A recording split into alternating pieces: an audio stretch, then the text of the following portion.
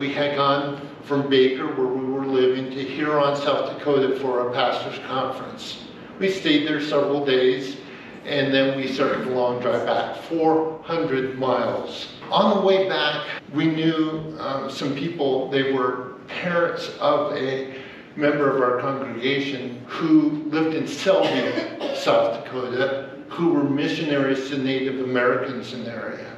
And we thought, oh, it'd be so great to visit with them on the way back. And so we drove something like almost 200 miles to their house, and got there and knocked on the door, and no one was home. And we're like, okay, fine, well, still 240 miles left to go, let's get going. And for some reason, I plugged it into the GPS.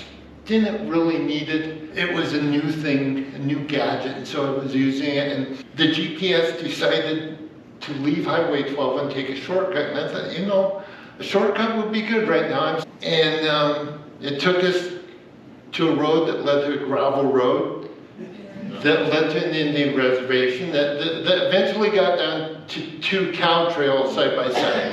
It was nothing. And I'm like, oh man, 30 miles.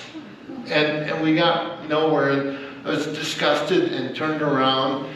And as we were driving back, it was just a minute or two later, we saw this small Baptist church.